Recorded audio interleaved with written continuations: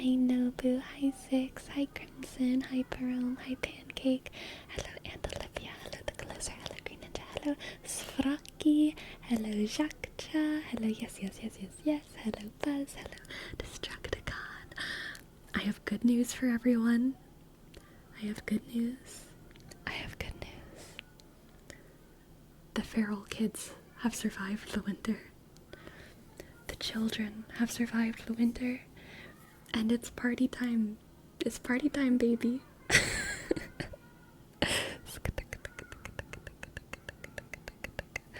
Love is alive in this community, okay? We mustn't be ungrateful. Yes, they did not perish. They did not perish in the coal mines. How wonderful. How wonderful. Click, click, click, click, click. Click, click, click, click, click, click, click, click. And yes, I do have my car back. My car is working. Everything's okay. Everything's all good.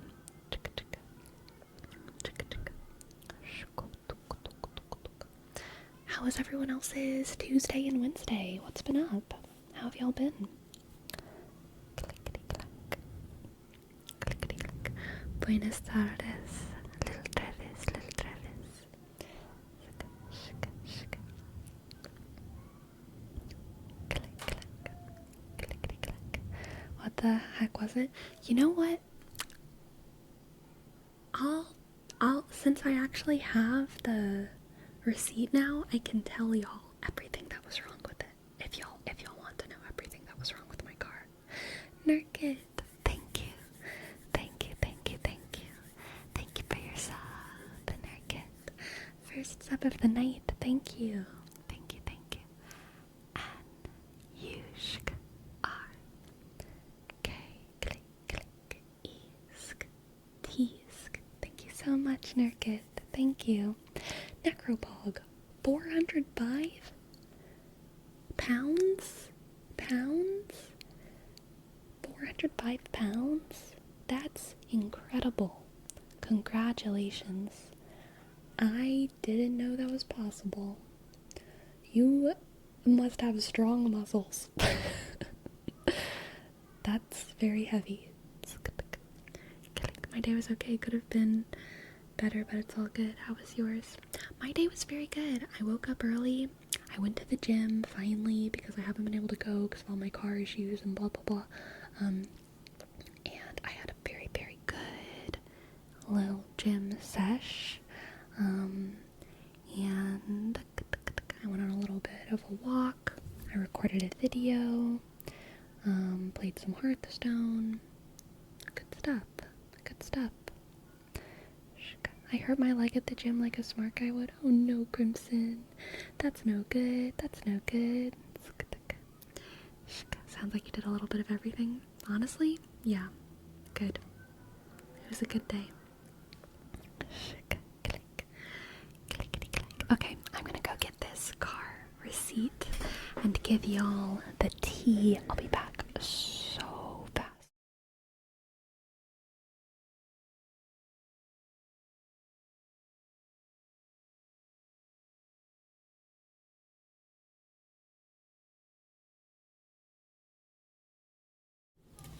Okay, I'm back with a stack of papers.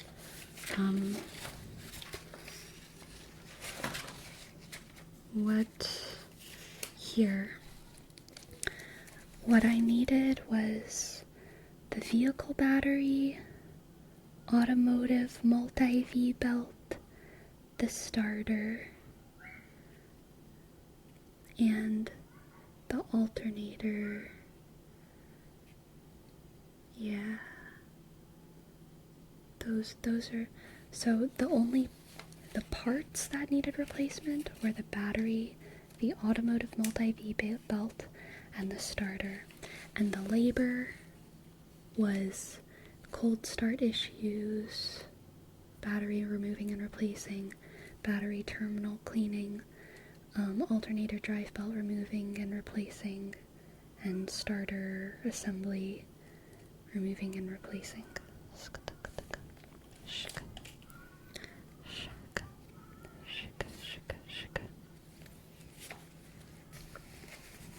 And the things that still need to get done,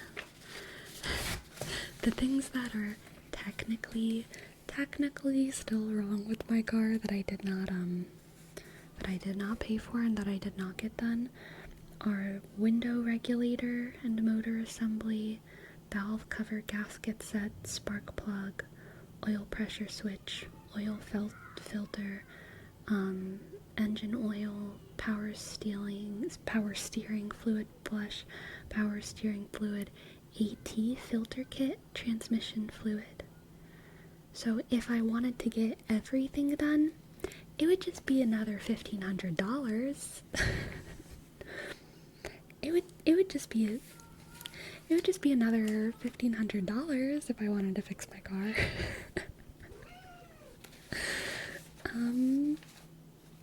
So I'm just gonna put that over there and not look at it. Hi. Hello, friend.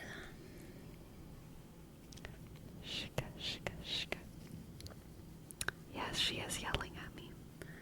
Sounds like you need to add fluids to the car. I don't know. I just give it coconut water every day for its electrolytes, but maybe that's not enough. I don't know. Hello, Zasper. Hello, Zasper. Hello, Zasper.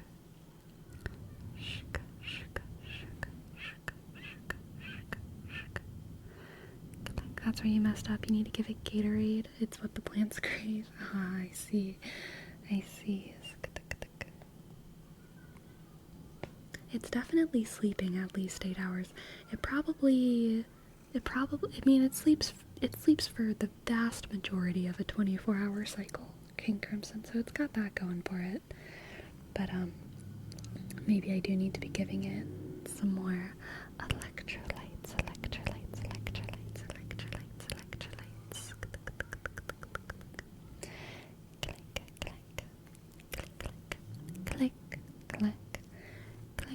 Click. Does it get some exercise? It gets a little bit of a vroom vroom every time it takes me places, and there's a lot of hills here, so I think the incline is good for its wheel muscles. You know?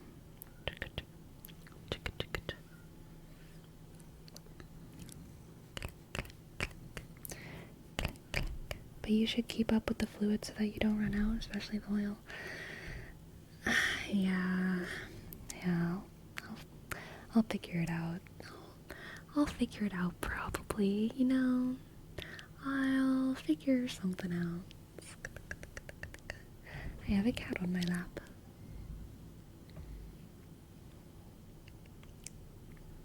Hello. How long since the last time it was fully, sir? I mean, I just got it back from the mechanic, right? So doesn't that mean it was serviced? Fully serviced? I don't know what that means. The full service is the 1,500. Okay. Never.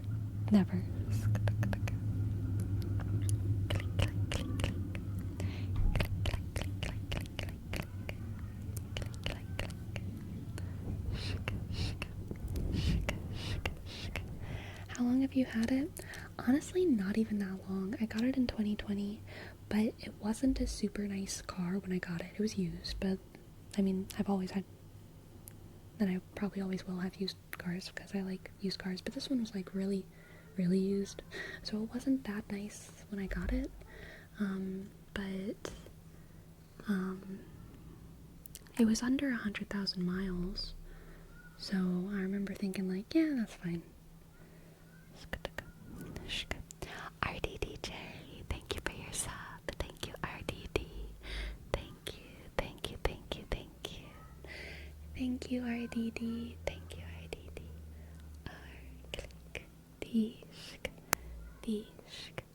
J. Oh, my cat just shoved my elbow up into my mic. J. Click. 6. Click. 2. 3. Thank you, RDD. Thank you, RDD. Thank you.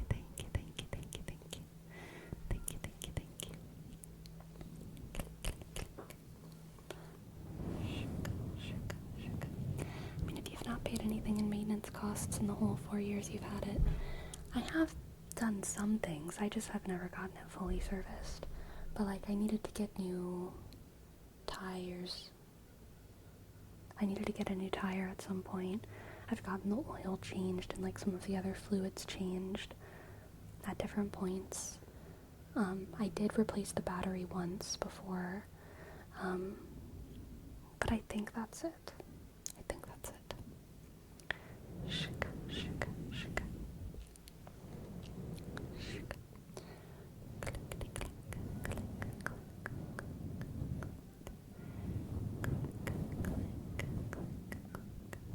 It's been so rainy and lame out here, big sad. The sun came out today, which was why I went on a walk. I was honestly pretty tired, so it was a very short walk. But the sun was out and it was pretty and I wanted to walk, so I did, and it was lovely. It was beautiful. The weather right now is like cold in the shade but warm in the sun, you know what I mean? It's very nice. You replaced one tire? How does that work? I mean, I didn't do it. I just paid for it, but like the tire popped. And so I needed to, you know, get that shit fixed.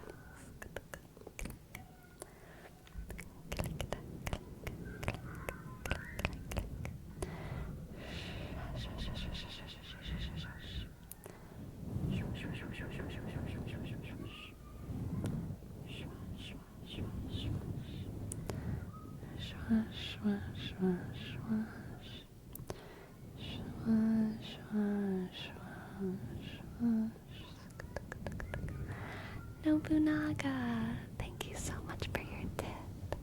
Thank you, Nobunaga. Thank you so much. I would love to give you a reading. Let's see what the cards have. For Nobunaga. May or may not have skipped a class period to go on a walk today. The sun came out too. It was a nice day outside. Honestly, sometimes you gotta do that for yourself. I get it. Okay.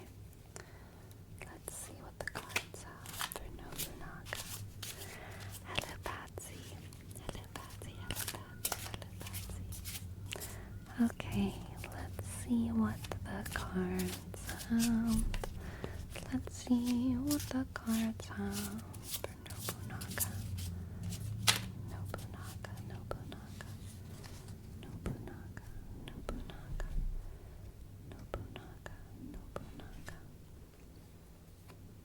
We have the Six of Cups, the Knight of Wands, the Six of Cups, the Knight of Wands, and the Four of Pentacles.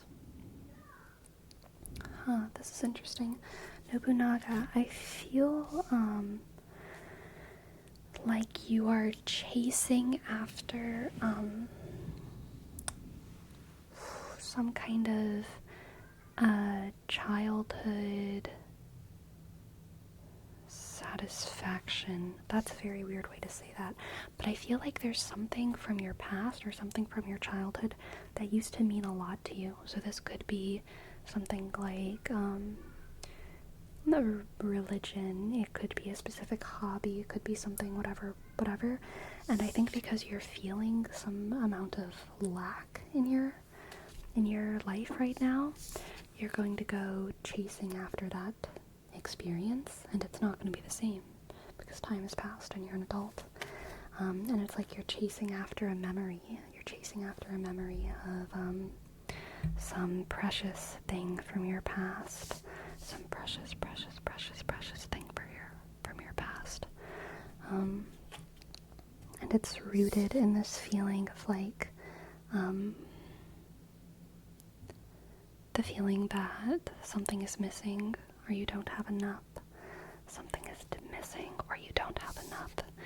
And the kind of feeling that you used to have it when you were a child. And so you're kind of trying to replicate that again, replicate that feeling of wholeness. Let's see what else we have. The King of Swords and the Tower. The King of Swords and the Tower. Okay, Nobunaga, you ready for some deconstruction? You ready to go on your deconstruction era? Because I think that that's what you are approaching here. I think you're going to rediscover something lost, deconstruct it, and kind of become more mature through that experience. Becoming mature not in filling the lack or chasing the memory, but kind of embracing lack and embracing desire, and developing a little bit of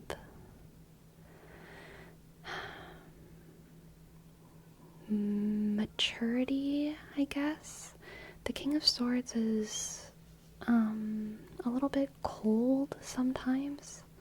I don't see you becoming cold here, Nobu, but I feel like there's a kind of, I wish there was like a word for jaded that had like a better connotation. Something like skeptical, although I'm not necessarily trying to insinuate doubt. I don't think you're growing any kind of doubt, but I think maybe realism. I think maybe you're going to develop more realistic expectations for the world and for happiness. Seasoned, yeah. Seasoned. And that doesn't mean that you are going to enjoy the world any less. It doesn't mean that you're going to have less joy or less excitement or less fun.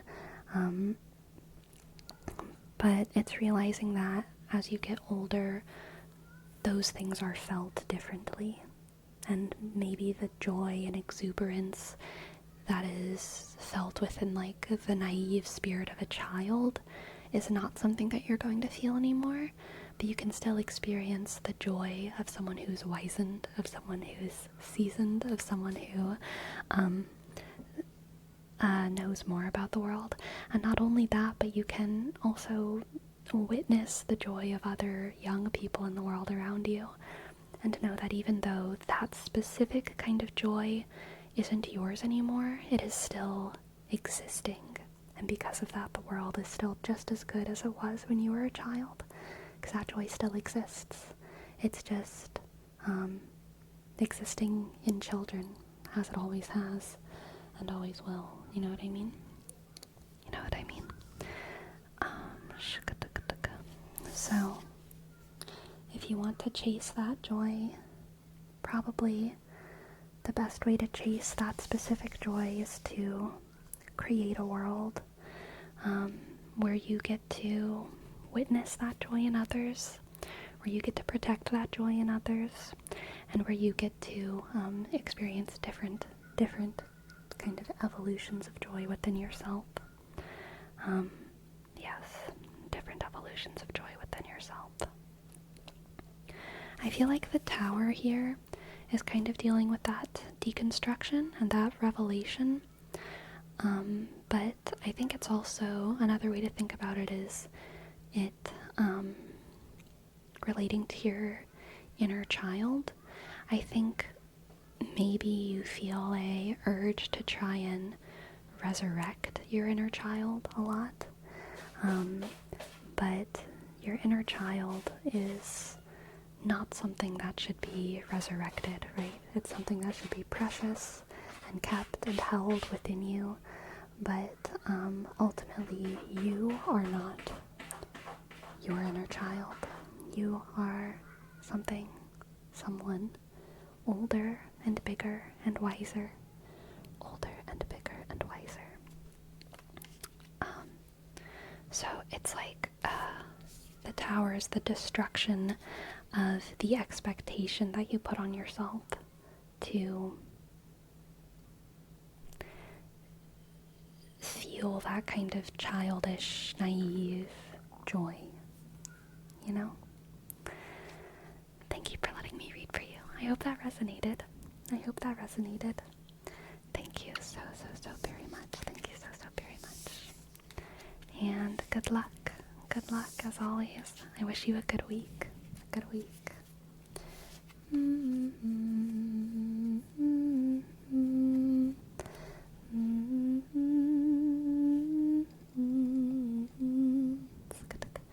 no palm trees. Thank you as well for your tip. Thank you, no palm trees. Thank you, no palm trees.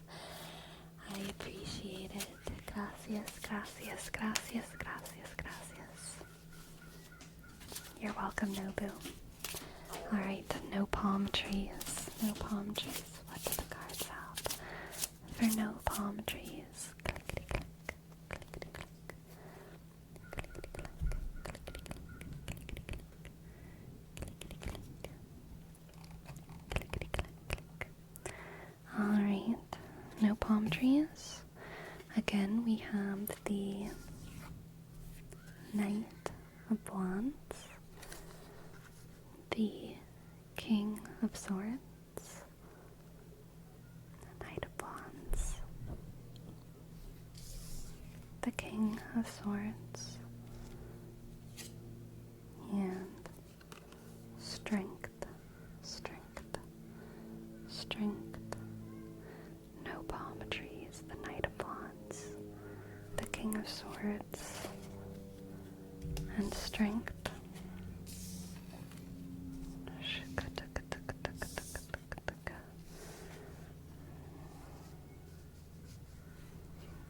So again, similar. We have a similar journey here that we did for Nobu, Knight of Wands to the King of Swords.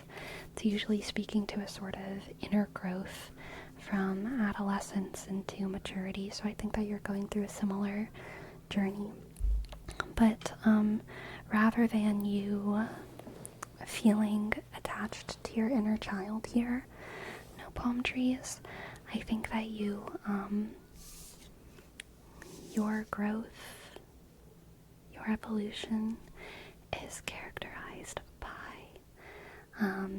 your inner strength finally showing through. I feel like this is almost the opposite. I feel like,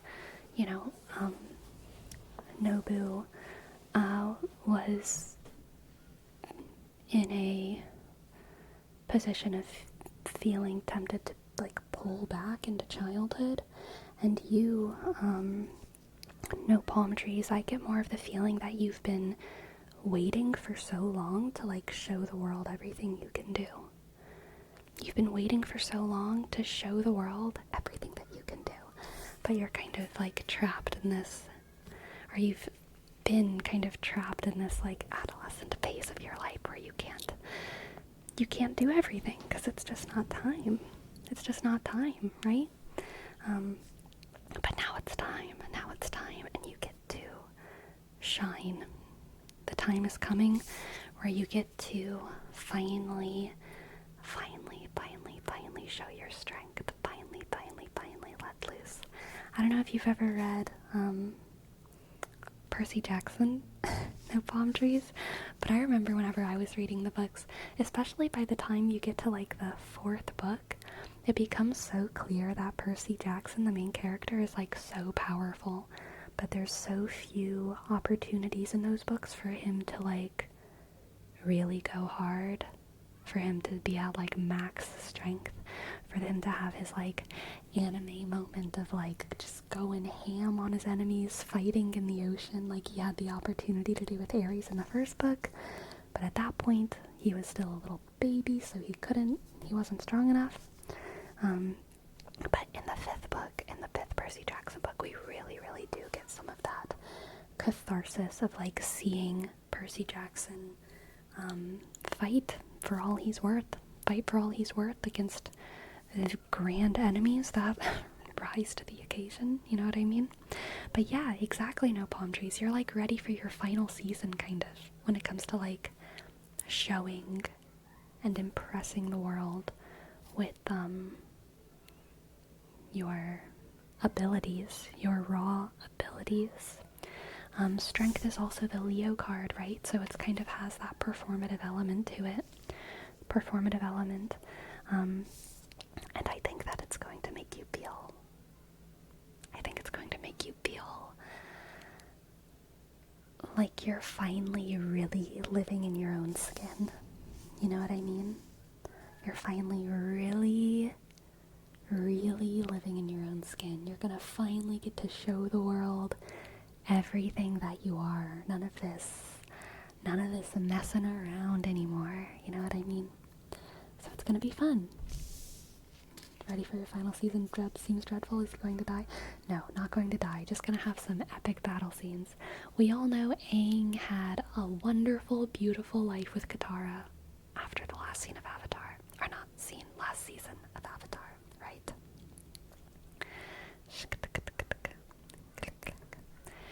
Thank you for letting me read for you. I hope that resonated. I hope you enjoyed. Thank you, thank you, thank you, thank you. Thank you, thank you, thank you.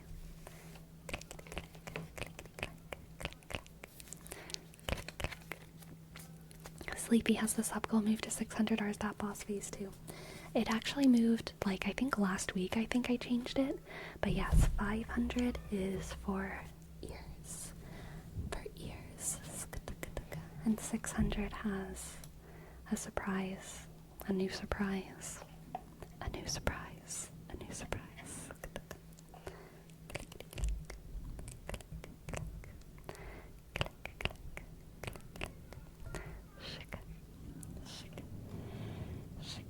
And Vidge says you're extra smiley today, Sleepy. Is there a reason? Am I? I don't feel extra smiley. Maybe I am. I don't feel unsmiley, but I don't feel especially smiley. But I don't know. I don't think about smiling. I like as far as like how often I do it. I don't know. I don't know. I don't know. You seem particularly cheerful. Really? Aww. Okay. Now it's been validated by another person, so I believe it. I believe it. Cool. I'll take it. I'll take it.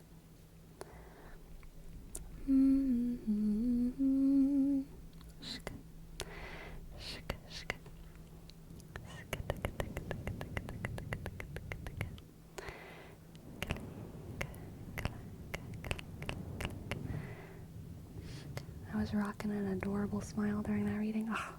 I promise I'll frown during the next one, okay? Next tarot reading, I will frown the whole time.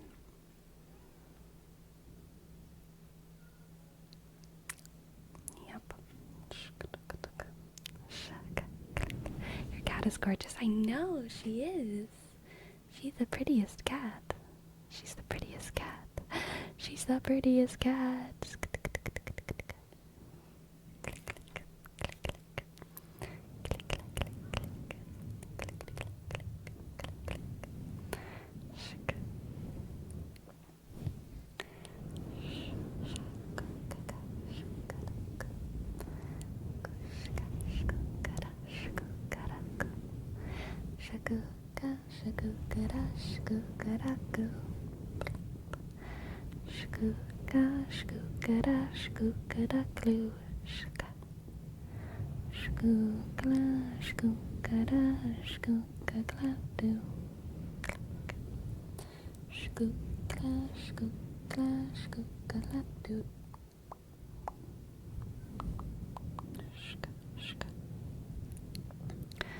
Sleepy, did you hear about the vegan donut drama? No. What? What is the vegan donut drama? Give me the tea. Give me the tea. Give me the tea. Oh my god. Give me the tea after this dumb tarot reading. Okay? Give me the tea after this dumb tarot reading that I'm gonna do for Salty, okay? Thank you.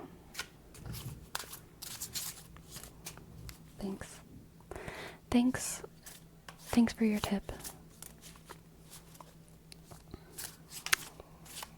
Let's see what the cards have for you.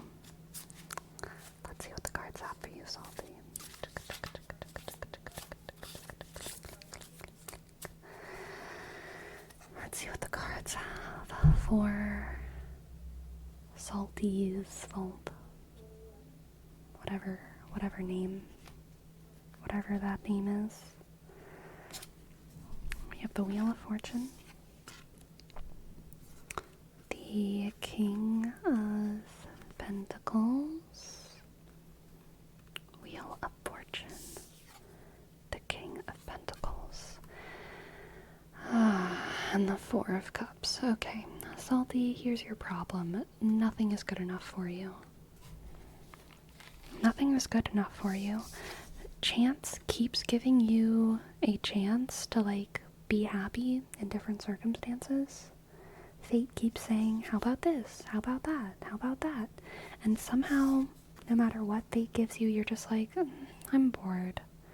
I want a different thing. Boo-hoo. But Salty, you are a king. You are absolutely slaying over here. Your life is great. Your life is great.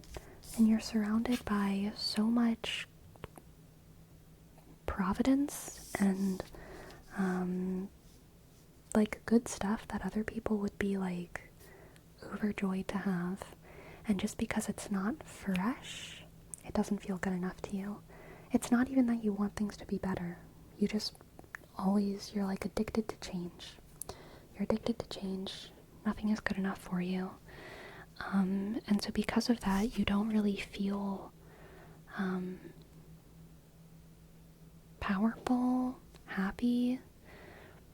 You're not able to enjoy your joy. You're not even able to enjoy your joy. Because your joy is just contingent on novelty.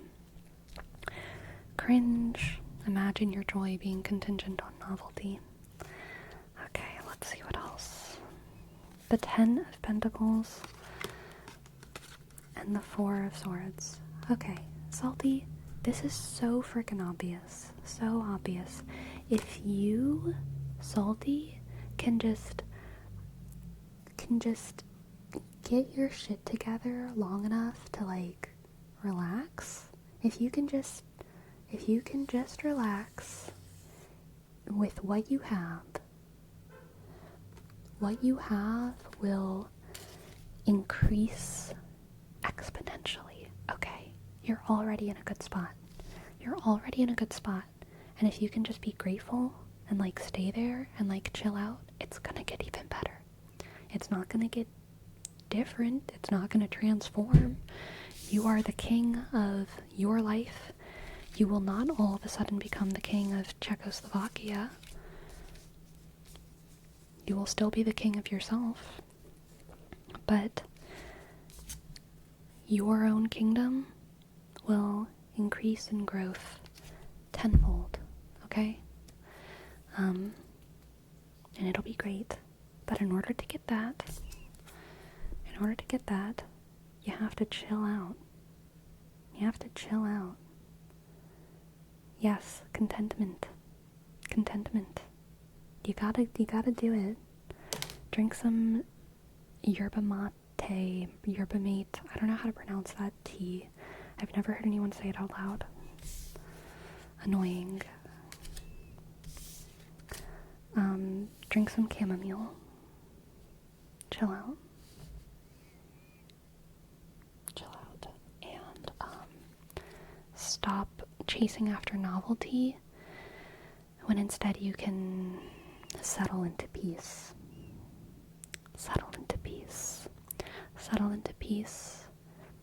And prosperity will come to you.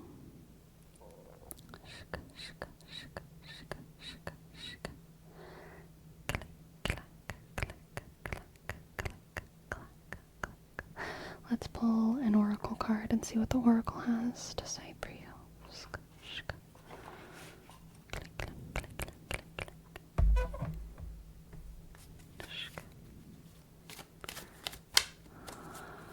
Let's see what the oracle cards have for Salty's vault. Sagittarius. So I know it's in your nature to, like, crack jokes and whatever, But even the Sagittarius needs to, like, calm down sometimes. Trust me. I have a lot of Sagittarians in my family. They could really be benefited by calming down. And I think you could be benefited by... It's not exactly calming down, I shouldn't say that. But it's enjoying the moment. Enjoying the moment. Enjoying the moment. You can be excited for what you have today. Okay? For what you have today. WD knows. WD is so much smarter than you, Salty. WD understands what I'm saying. Okay. Okay. Okay, that's done. I'm smiling again. I'm smiling. Done with the no smiling. I hope you enjoyed Salty's Vault. I hope you enjoyed. I hope you enjoyed. Thank you so much. Thank you so much for letting me read for you. The tarot reading is what the tarot reading said, but also, I probably wouldn't have said it so harshly had I not said that. Had I not said that I would do it for owning.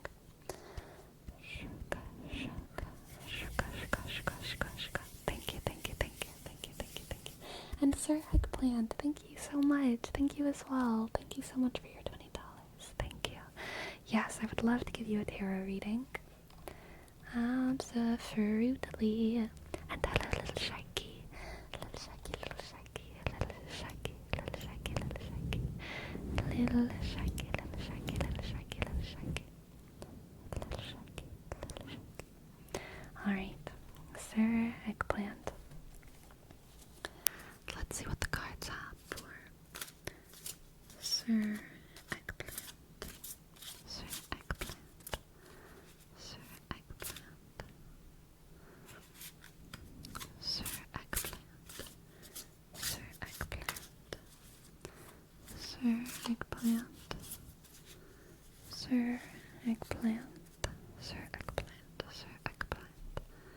Sir Eggplant. Sir Eggplant. The Moon. Temperance.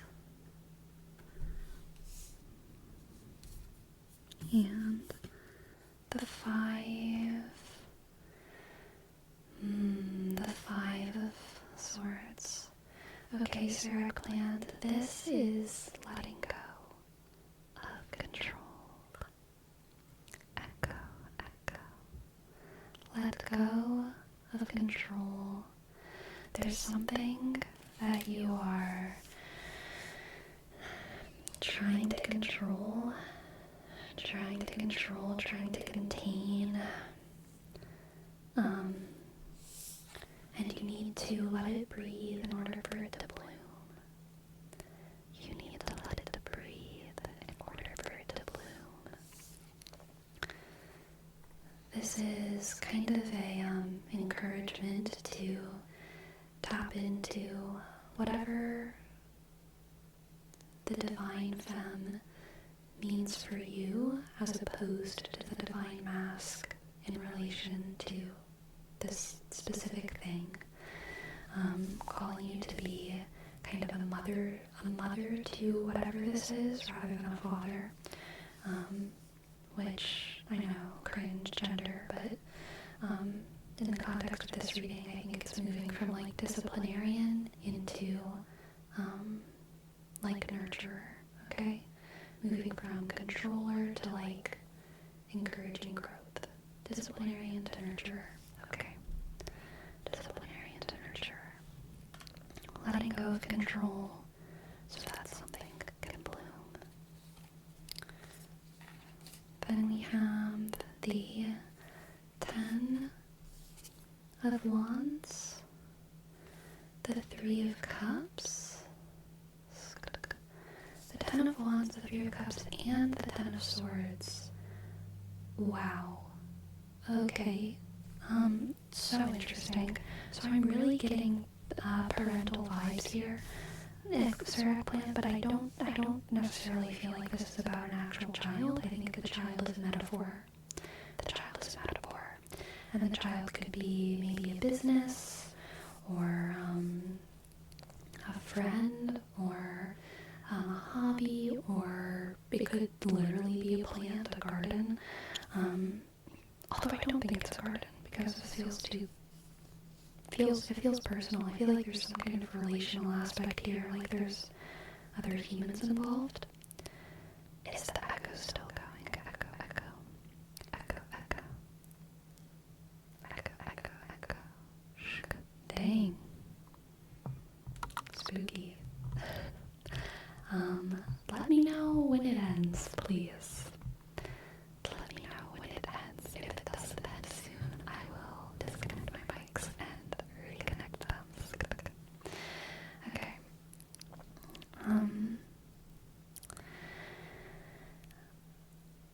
So, whenever I was thinking, moving from the father to the mother, whenever I saw these cards, I actually thought, like, death of the father, which is kind of like death of the author, I think, in my head. I was transcribing from death of the author, but yes, death of the father, and also someone else or something else becoming an equal to you rather than like an underling, So, again, I think this child is probably a metaphor, but I think it's kind of putting down the burden of, like, raising a child in order to have a new friend. And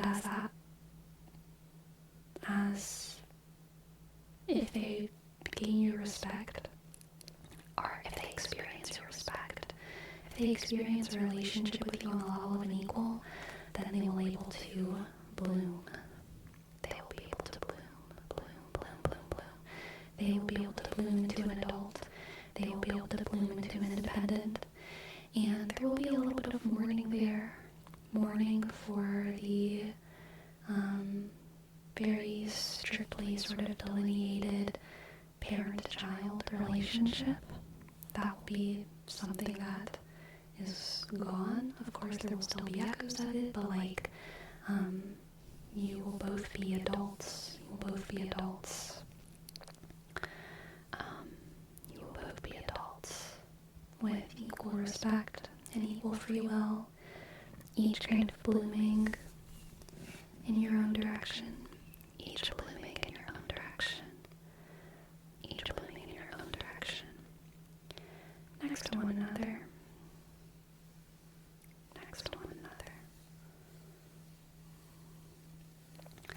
Letting go of control of something so that it can graduate to its next stage, independent of you. Letting go of control. Let's pull one more card. Yes, perfect. We have the Six of Swords. I think this transition might necessitate some distance, Sir Eggplant. There might be an element of like taking a break from being like hyper present in this other person's life, in their affairs, letting them kind of go their own way for a while, and experience life. Alright. Let's see what the Oracle has. Oracle.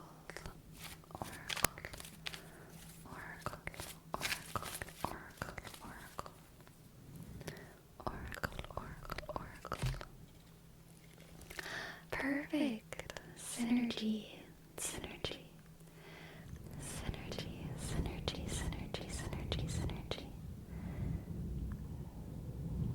This speaks perfectly to the graduation of that relationship from one of authority and submission to one of equality. Okay. Equality. Echo ended. Good. Dang, it was perfect for the reading.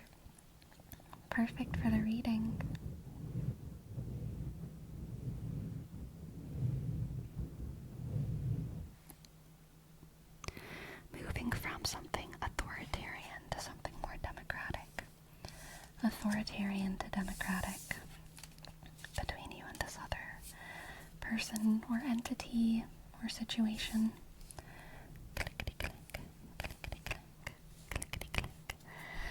Thank you, Sir Eggplant. Thank you so much for your tip. I hope that resonated. I hope that meant something to you. Thank you for letting me read for you. I appreciate it so much. I appreciate it.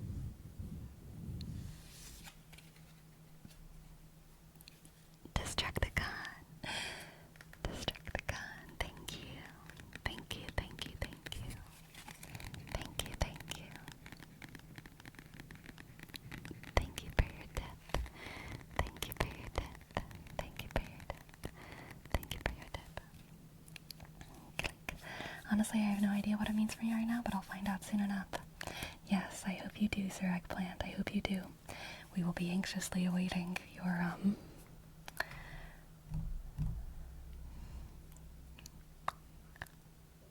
feedback?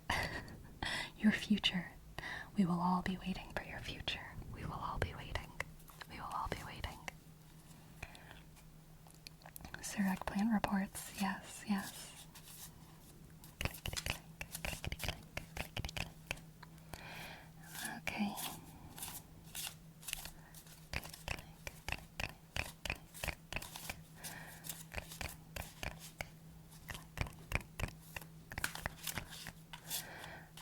Destruct-a-con. What do the cards? What do the cards have for you? Destruct-a-con. Destruct-a-con. Destruct-a-con. Destruct-a-con. Destruct-a-con. Destruct-a-con. Destruct-a-con. What do the cards have for Destruct-a-con? Destruct-a-con. Destruct-a-con. The Nine of Swords. The Nine of Swords. Oh no. Destruct-a-con. The Nine of Swords. The Three of Swords. Oof. And the Seven of Pentacles. This is, not a good time to get the Seven of Pentacles. You know, I usually love the Seven of Pentacles, but in this reading, Destruct-a-con,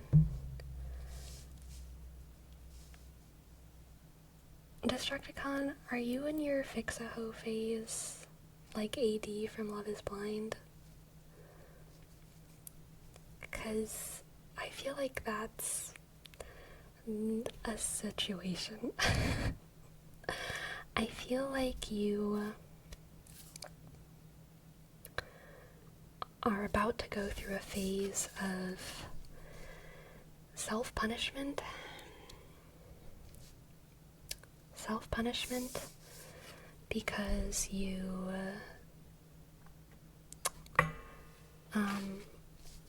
are harvesting the rotten fruit that you planted. Maybe not planted, but like you knew it wasn't a good foundation, and you still put so much effort in. You knew it wasn't a good foundation, but you still put so much effort in because of something. Maybe that'll come up clearer later in the reading, but I think it's gonna kind of reach a breaking point soon. And you're gonna feel a lot of pain, maybe a sense of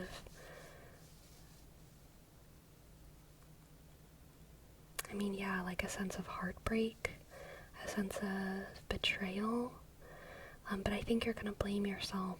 With the Three of Swords, there's almost always a feeling of like blaming yourself because you should have seen it coming and you didn't, or you should have known better and you didn't. And the Nine of Swords is all about anxiety of what you know and can't change, or what you knew and didn't change. Let's see what else we have. We have the Knight of Pentacles. Oh, you tried so hard, Destruct-a-con. Oh my god. The Knight of Pentacles. The Five of Cups. The Hanged Man.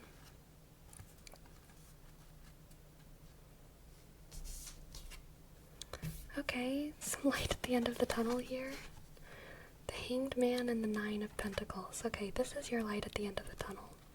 But this is... You're still very much in it. God, this is really sad. This is some sad stuff, Destruct-a-con. I feel like you're definitely blaming yourself.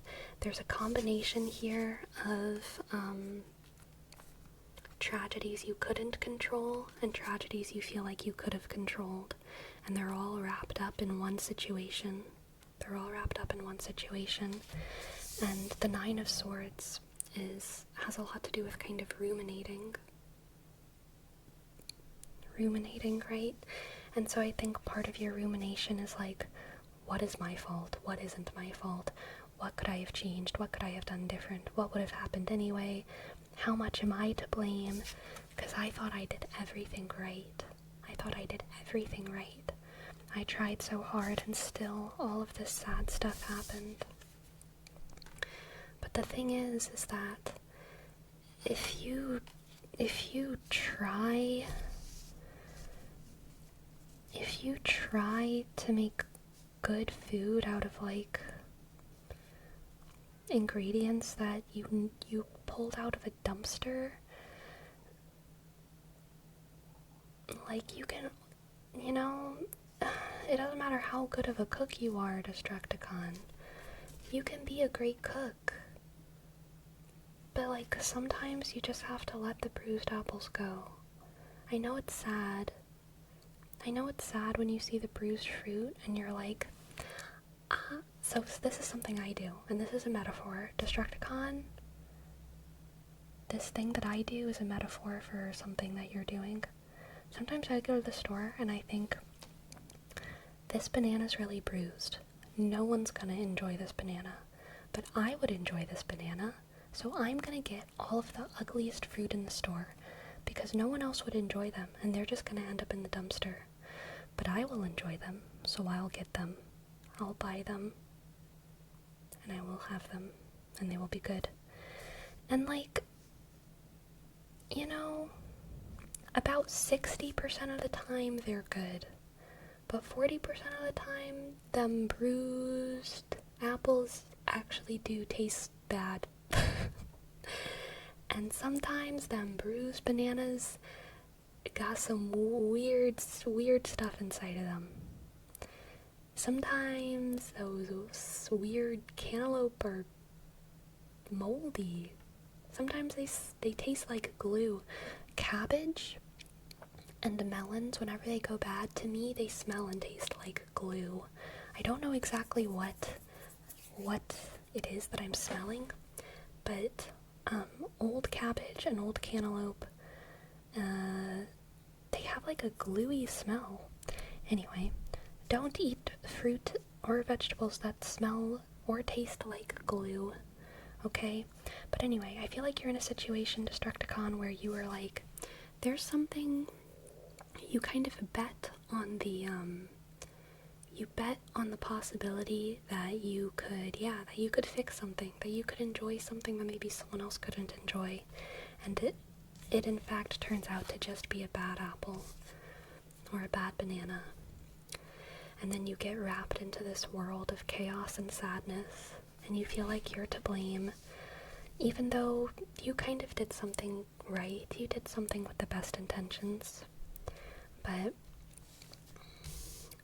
it wasn't rewarding. And the thing is, Destruct-a-con, sometimes the fact that you're willing to eat the most bruised apples means that you deserve the best apples.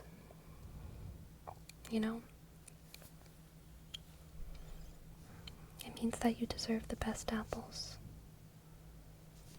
Okay. Now, light at the end of the tunnel. We got a Nine of Pentacles and a Hanged Man. You don't have to change anything, okay, Destruct-a-con?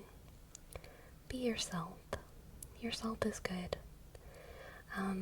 This happened, we had a similar reading a couple weeks ago where I talked about how sometimes, I think I was talking about vulnerability in that reading, but I'm gonna make the same point of talking about like goodness. Goodness is not rewarding. Well, I mean, goodness is not always rewarding in life, right? It is probably generally rewarding, but it kind of seems like life is a game of luck, you know? Sometimes evil is rewarded, sometimes good is rewarded. But life feels better if you're good and you're rewarded for good than if you're like evil and rewarded for evil. So even if sometimes it feels like maybe I should just be evil, fuck it, if being good isn't doing it for me, that's not the case.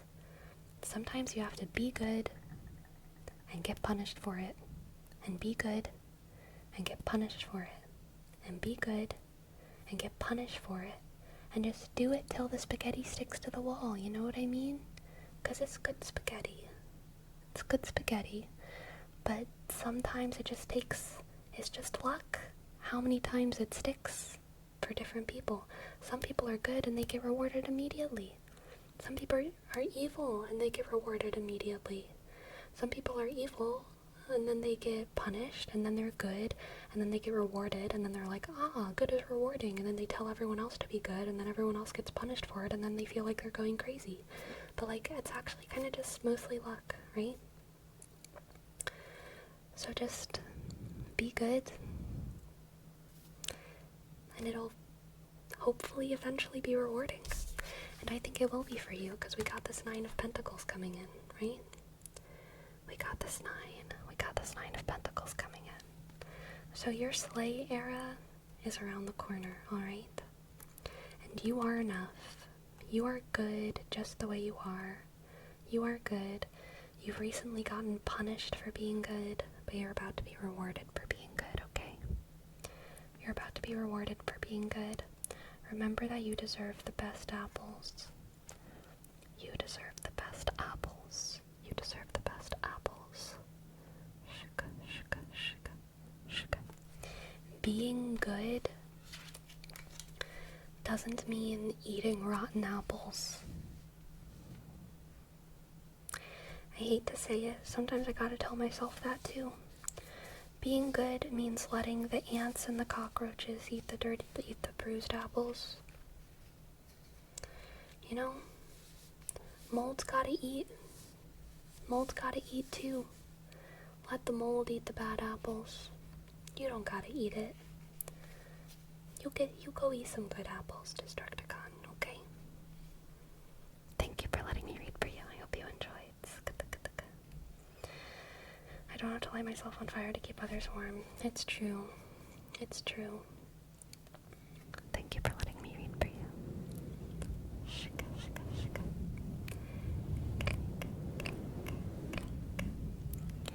Click, click, click, click, click. Necropog, thank you for gifting a sub. For Dolly Joel, thank you. Thank you, Necropog. Thank you for gifting a sub. Thank you for gifting a sub. No fruits were injured during this reading. Very true. Very true, very true.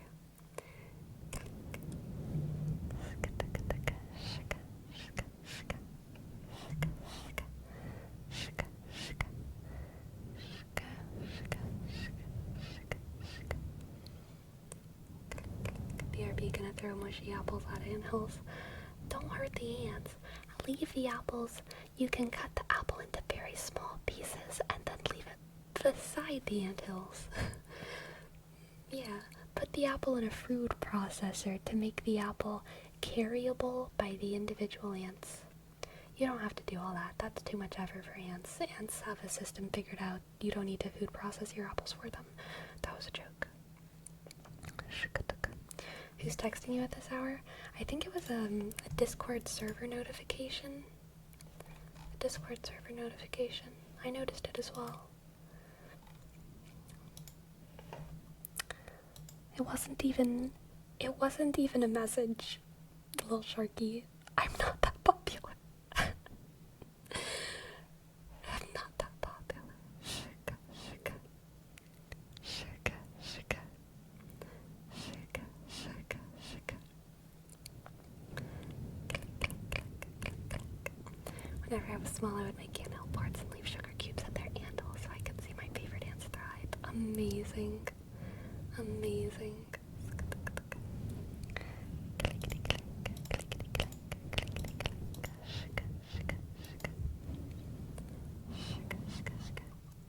I used to try and make ant piles out of playground rubber.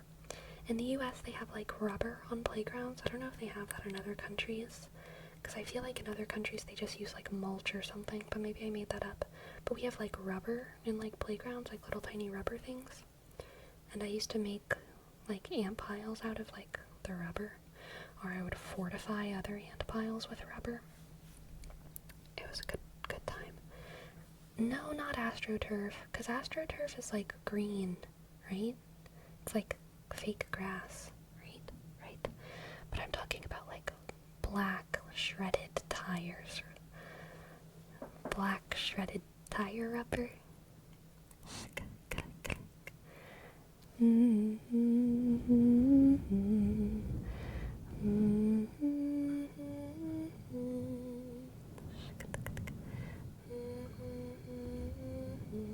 Oh, I haven't thought about that in forever. My best friend and I, when we were in, I think, 3rd grade, we had a competition. We had a lot of competitions between us of like, who can stand this horrible thing for longer? And I'm not gonna say all of them, because some of them were just absolutely unhinged. But a lot of the challenges were based around like putting playground rubber, in places where it shouldn't be. So like we would put the one that I remember the most was like putting rubber in our shoes. Like we would put handfuls of rubber inside of our shoes and just walked on it all day. And it was like, who can stand it for longer? Very ridiculous 3rd grader shenanigans. Did it hurt? Yes. Absolutely it hurt. Absolutely. Oh yes, the donut story. A bakery owner bought vegan donuts from a local shop, only to find they looked identical to Dunkin' Donuts. She asked the shop owner and was reassured by them, which even provided a list of supposedly unique sprinkles used. Skeptical, she compared the sprinkles and bought Dunkin' Donuts, discovering a perfect match, confirming the shop had falsely repackaged Dunkin' Donuts as their own vegan, gluten-free products. That's terrible. She then outed the company and said she tried to be nice and understanding, but lying about dietary choices is not acceptable. Yeah. Wild. I, as someone with a small platform, have a responsibility to not say things that could get people in trouble. But as someone who's worked in the food industry, I know similar stories. That have never been outed, right? And it really pisses me off how honestly frequent it is that people's dietary choices are not taken care of in restaurants. They're not. If you're an ethical vegan, it's not fully like your individual responsibility to like make sure that everything is vegan. It's only your responsibility to ask for it to be vegan, to push for things to be vegan. But like obviously if you have like an allergy or like some kind of insensitivity to like a food, it's like very important for your dietary choices to be, or not dietary choices, dietary needs to be met. But you usually people with those kinds of really strict dietary needs don't go out to eat as much because they know that restaurants are horrible at these kinds of things. So they know that it's not really safe to go out to eat, even at a place that uses animal products or whatever they're allergic to. But like, yeah, as someone who's worked in the food industry, like, it is unfortunately so common for these things to happen, and it is no good. No good.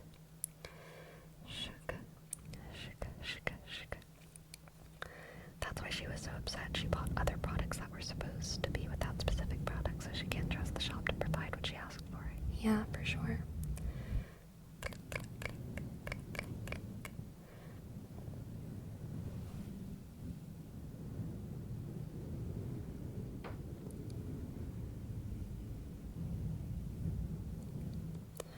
Oh yeah, and she tested it with the test. Interesting. Yeah, allium allergy had me in the trenches. Oh, that's so rough. That's so rough.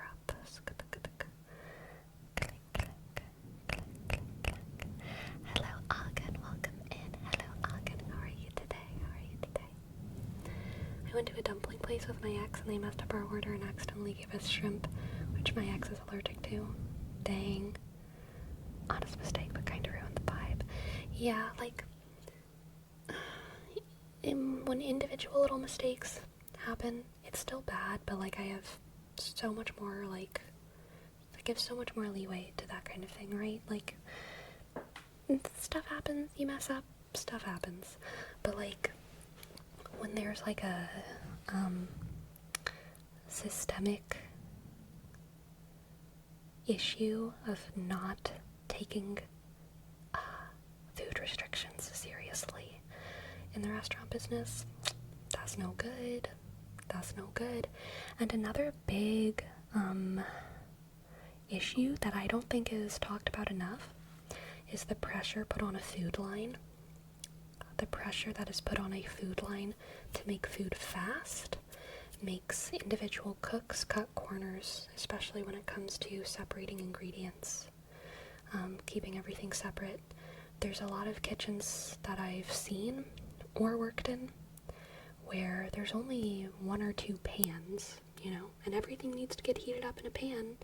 So if you have 3 or 4 orders on the board and only 1 pan, people will get angry if their food doesn't come out in XYZ amount of time, And so it's like, it's things that need to be in their own pan if someone has an allergy, or if someone has an insensitivity or dietary restriction otherwise.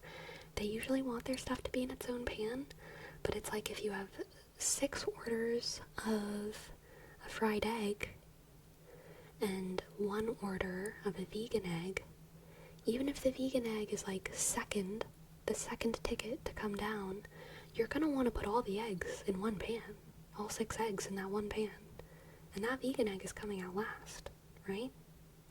Because they call it all days. Those of us who work in restaurant industries, we might know. 6 eggs all day. 6 eggs all day means we have 6 eggs to make. So different restaurants have different workflows, but some of the restaurants that I've worked in, you always prioritize the all days. You prioritize the orders where there's multiple things, because you can get them done in batches faster and get things out. You know what I mean? So, the person who ordered their egg most recently is gonna end up getting their egg before the vegan who ordered like 4 orders ago. And that can cause tension, but it's really you're protecting the vegan.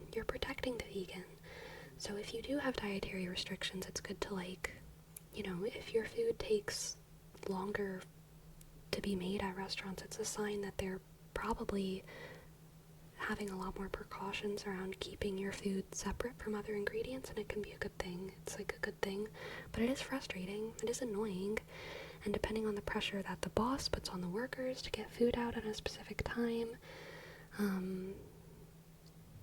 workers might be pushed to a point where even if the kitchen rule is to like make things separate, they will end up getting less shit from their boss if they put the vegan egg in the pan with the other eggs, because things come out faster and the boss doesn't see and no one complains. And so there's like these pressures put on workers that infringe on the kind of dietary choices of the consumers, and that's not really the cook's fault. It's the owner's fault for not having more pans. It's the kitchen's fault for not having more pans. But, you know, you're never gonna convince a boss to get a new pan. It's just not gonna happen. It's just not gonna happen. Click, click, click. Click, click, click. Click, click, click.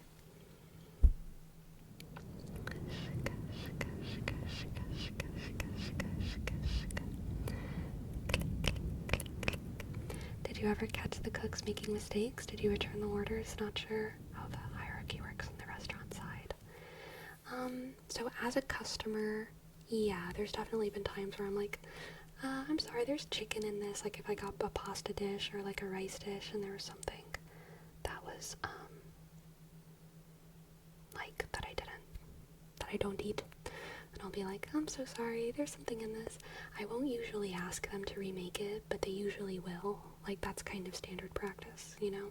They'll be like, oh, take that back, we'll remake it for you, whatever. As a cook, that's definitely happened all the time. And I usually only send something to the kitchen if there's, like, something in it that I can't eat, you know? But, like, as a kitchen worker, people send stuff back if it's a little bit too salty. People send stuff back if they made their order wrong, you know, and they're like, oh, I should have asked for this with no tomatoes. I didn't realize the tomato was on the sandwich. Can you make it again without the tomato? People send food back all the time. That's annoying as a kitchen worker, but also, like, it's so common, it's, like, hilarious. It's hilarious. So, you know, and, like, waiters and waitresses,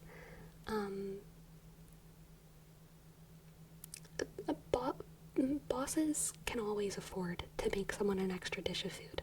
There's never, like, oh no, we're gonna lose profit because we remade this one dish. Doesn't happen.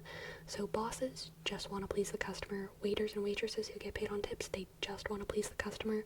So if a customer says like anything about like, oh, my thing is too salty, frowny face, the waiter is very, very likely to just be like, oh, I'll ask the kitchen to remake it for you, because I will get the waiter more tips, and boss don't care.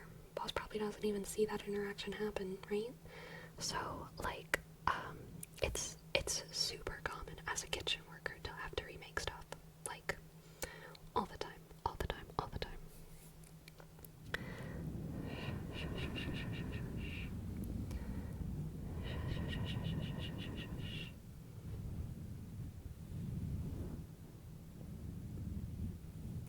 I agree, El Caco.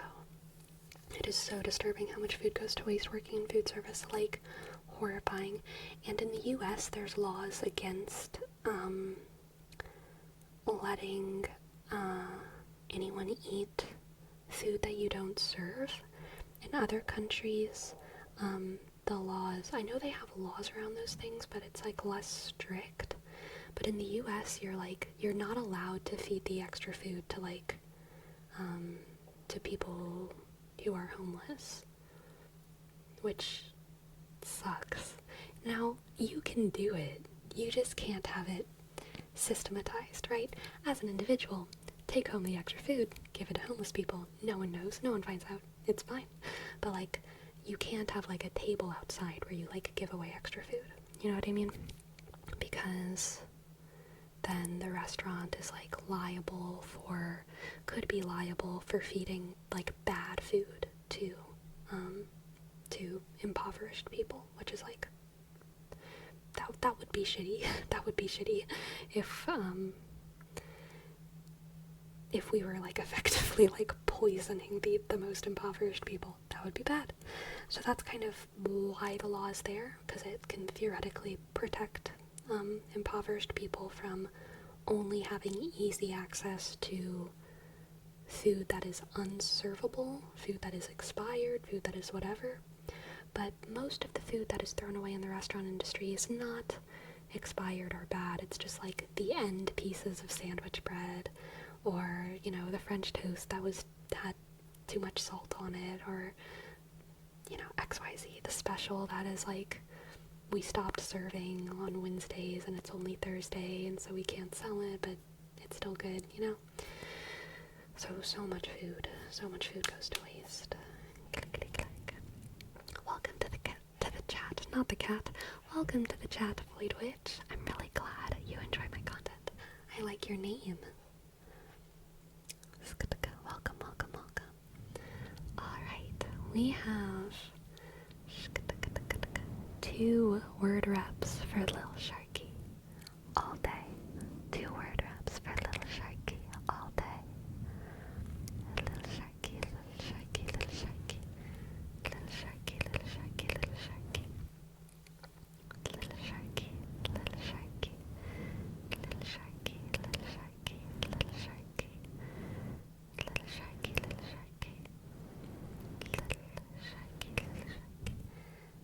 Little Sharky, Little Sharky, Little Sharky. Little Sharky. Little Sharky. Little Sharky. Little Sharky. Little Sharky. Little Sharky. Little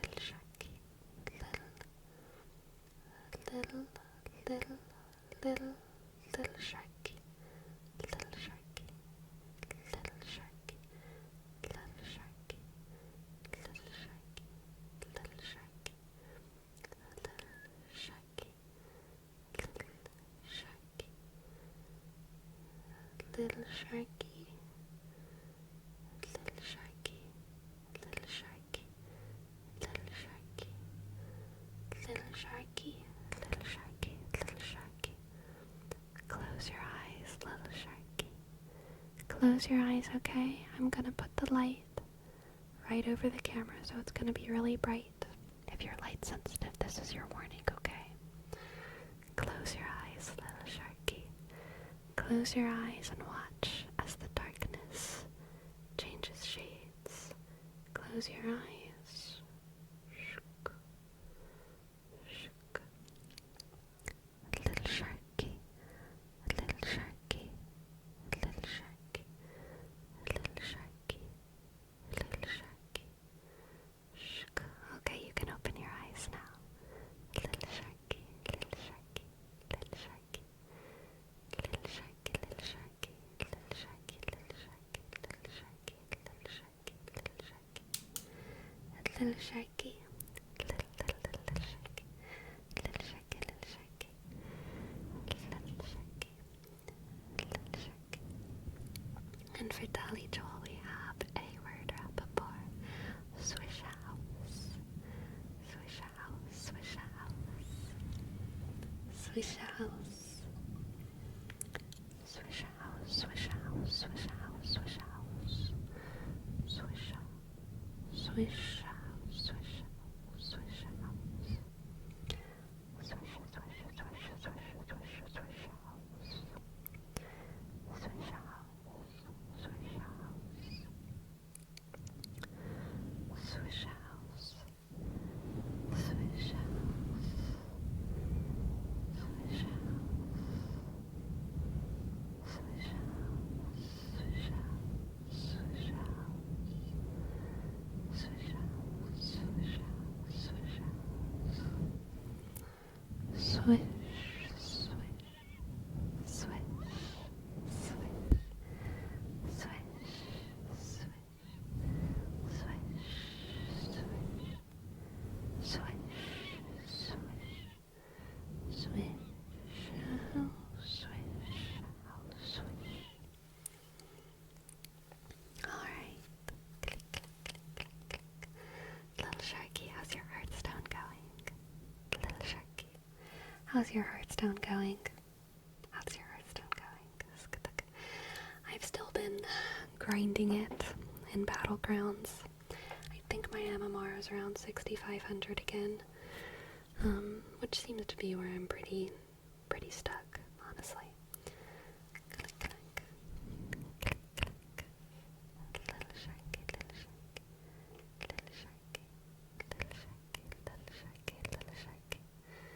Little sharky. For Neatrix, we have a word up for tentacles. Tentacles, tentacles, tentacles. Tentacles, tentacles. Tentacles.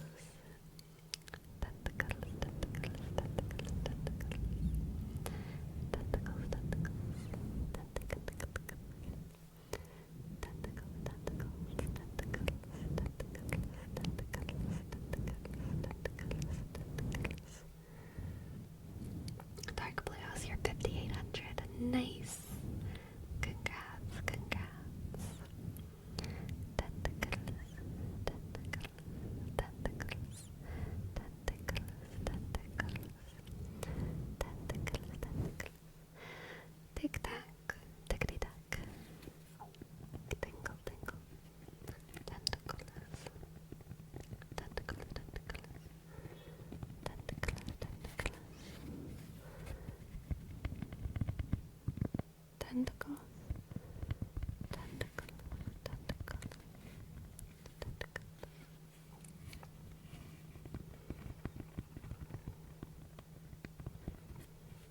I have watched Love is Blind. Honestly, so glad that Chelsea and Jimmy are done.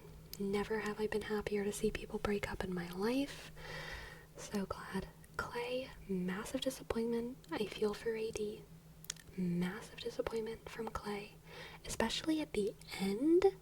At the end, when Clay was just like, I guess I just didn't realize what a big deal it was. Oh, that line sent me, okay? I was already so disappointed in him. But to hear him say that, I was like, you absolute idiot. You absolute idiot. I feel so sorry for AD. I feel glad that Amy and I don't even know his name. Amy and what's his name? Said yes. They seem super happy. Johnny, yes, yes, yes. Click, click. Click, click, click. Click, click, click. I'm kind of impressed but glad that they didn't even show Laura and Jeremy at all. It's like, respectable. That plot is done. So yeah, only one couple got married this season. Honestly good, because none of the other ones were meant to be. Shika, shika. Yeah, Sleepy, what would you say is your favorite part of doing ASMR? I think I like letting the inside thoughts out. The inside thoughts being like clickety clackety click, shka shka shka, booga-dooga-doo, kalashka, kalashka, kalashka, kalashka. You know, like, I feel very free to just let the random brain noises be released into the ethers. And that's like relieving in a way. It's very freeing. So I like that a lot. Obviously, like there's the obvious social aspect of, like, I like making a place that feels peaceful, and I like making a place that feels peaceful the way I think of peaceful, you know? Because all of us experience peace differently and in different contexts, and I think that, especially on stream, all of us clearly have a similar relationship to relaxation as, like, how I feel about relaxation. When I'm relaxing, a lot of the time I want to talk about, like, interesting topics, and I want to be a little chaotic. I want to talk about drama. I like talking about, you know, aliens and history and all this stuff. For other people, that might not be relaxing. And I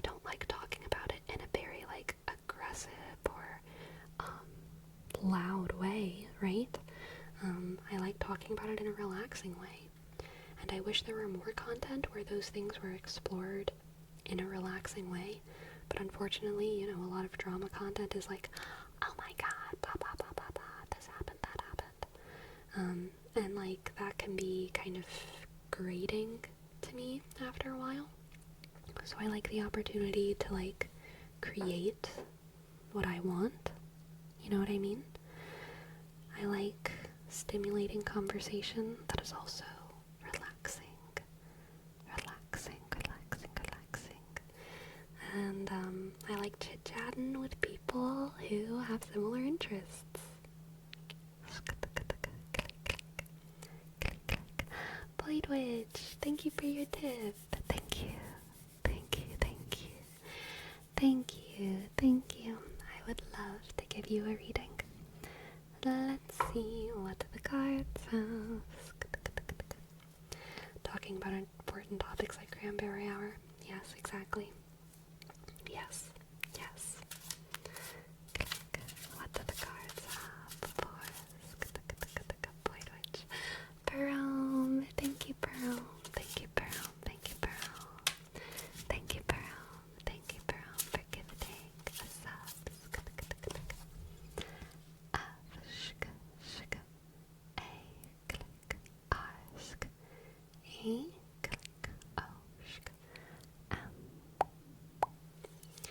Let's see what the cards have for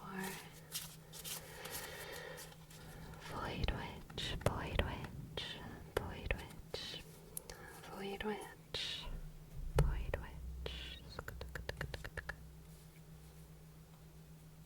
We have Strength,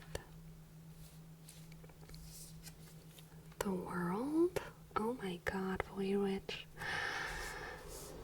Oh my god, Void Witch. The Empress. Strength, the World, the Empress, and Death. What the heck is going on with you, Void Witch? This is so strong. I just accidentally flipped over the Empress. Let me put that back. This is an incredibly powerful reading. Void Witch, this might be my fault, because while I was shuffling for you, oh my gosh, the echo always returns for the most powerful readings, doesn't it? While I was shuffling for you, Void Witch, I was thinking about a character whose name I can't think of in the Brandon Sanderson Cosmere books. The person that people go to, the creepy, like nature goddess vibe, that Dalinar goes to her, to like, I can't even remember really why people go, to seek wisdom, to seek power, but she's like a creepy, like, not creepy, revered and, mysterious goddess who lives in a cave. He goes to for visions and makes a deal. Yes. She gives deals. She's, you know, she taketh away. As she do. She giveth, she taketh away, she slay. She giveth, she slay. And so I was kind of thinking about this, like, cavern goddess, and I was also thinking about Gaia, because I think Void Witch gives me like Gaia vibes. I mentioned that I liked your name. And so now you have an incredibly powerful reading. Here, Void Witch. You have all major arcana, the World, Death, and the Empress, and Strength. They're all related to the undulations of life, the ocean, the push and the pull, cultivation. Yes, dope smoker. And it's she goes by another name. I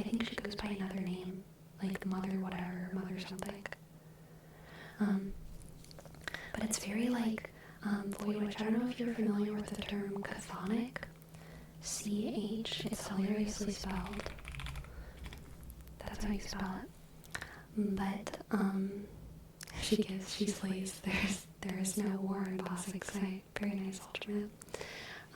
But it's a term that chthonic is a term that refers to, it's an adjective, and it refers to kind of the earthen, mysterious femme, divine femme. There's kind of Midnight Mother, that's the name of the character. Midnight Mother, perfect. Void Witch, Midnight Mother, that's who you are reminding me of. A very great chthonic icon, the Midnight Mother. A lot of female deities and goddesses in like old religions and stuff kind of took on different archetypes. So there was like the maiden, of course, and then there was sometimes like the hag, but usually a chthonic force or chthonic thing was like the mysterious mother that lives inside the earth. It's related to the earth, or therefore related to caves where life comes out of. There's like this openness, this darkness to it. So, you know, forces like Gaia, forces like Ishtar, those would be like the two most obvious chthonic gods. But a lot of old fertility goddesses would be chthonic. Hades in Greek mythology, you can say, is kind of chthonic as well, because he's related to the underworld. Even Poseidon, because they are a god of earthquakes, has like kind of a chthonic aspect, even though they're both masculine. But anything related to like the mysteries of the deep earth, what lies beneath, and related to the cycle of life and death is like chthonic. So yes, seeing Death and the Empress together, I mean, this is like Life Cycles 101. Life Cycles 101. This has to do with the ending of a cycle, bringing in new life. Also, I think there's an element of secrecy here, especially with the world and strength. I think Void Witch, your power is in your secrets, alright? Your power is in your secrets. Your power is in the secrets of your caves, in the darkness of your caves, in what people feel coming from you but can't quite identify. I've always had a strong connection with the Empress. Beautiful, so beautiful. That makes me happy. Yeah, I feel like you have a strong connection to just like the idea of the mysterious, the mysterious femme, the mysterious femme. You have, gosh, I think you have an allure to you, because of the mysteries that you imply with your kind of performance. Strength is all kind of about performance and what's external, right? And I feel like you kind of have this aesthetic that wants to draw people in. An aesthetic that really wants to draw people in deeper into your mysteries and into your power. Into your mysteries and into your power.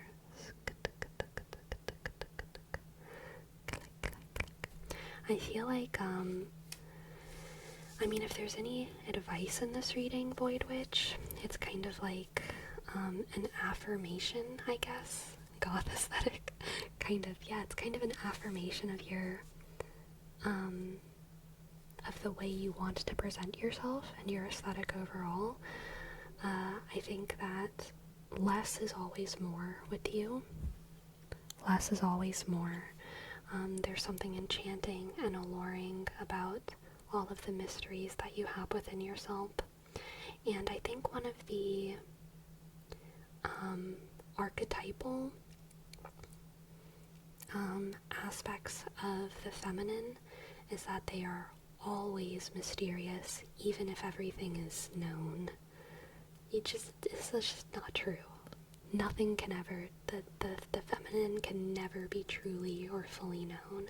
There's always a mystery, there's always a deeper cavern, there's always something that is lying beneath, lying behind, an echo from the past. And so yeah, I think that you have a lot of strength in that. I think that you're like in tune with the mystery, the eternal mystery, the never-ending well of confusion within all women.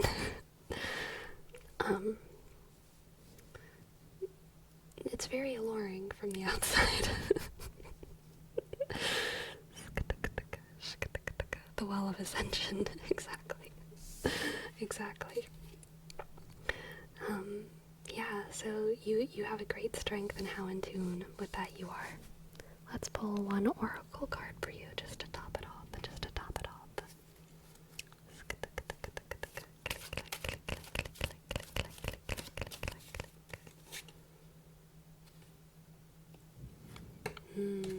We have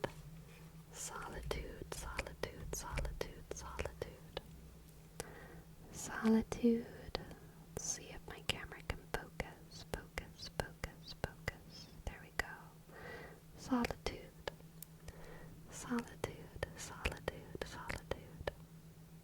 I think you have a way of making people feel special, Void Witch.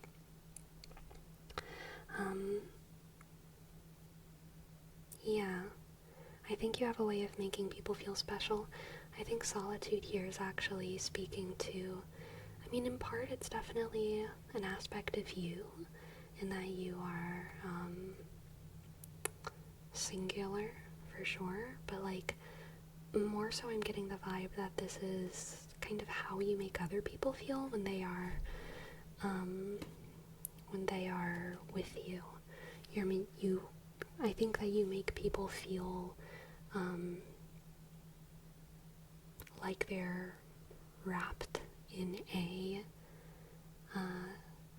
darkness. But that sounds bad, but it's like a nice thing. Like a blanket of darkness. I think you are a blanket of darkness that wraps around people and reminds them that they can be powerful in the void. They can be powerful in the void. I think you remind people that they can be powerful in the void, because you are the Void Witch, and you are certainly powerful in the void. You are the most powerful in the void. You are the abyss. You are Farome's abyss. Thank you for letting me read for you, Void Witch. I hope you enjoyed. I hope it resonated. Thank you.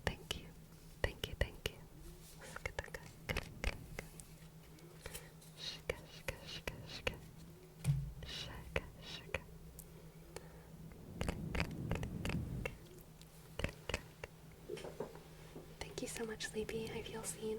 Aww. You're very, very welcome. Very, very welcome. Hello, Isolated. I'm doing great. The stream's been good. And Farome, thank you. Thank you, Farome. Thank you for your tip, Farome. Let's see what the cards have.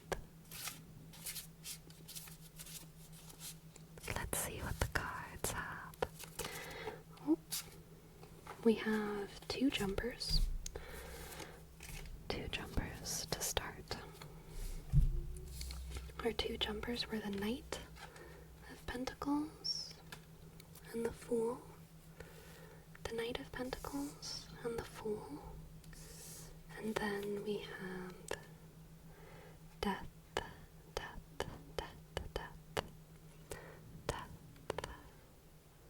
The Knight of Pentacles, the Fool, and Death.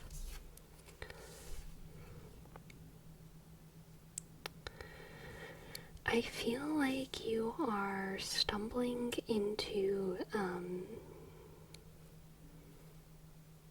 something that is not what you think it is.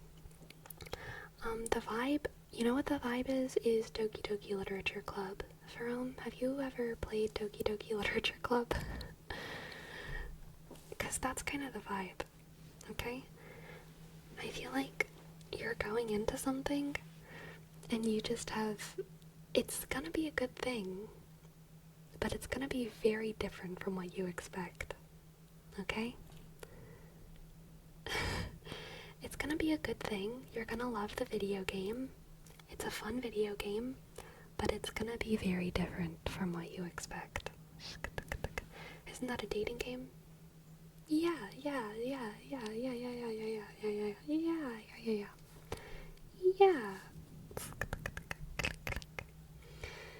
Um,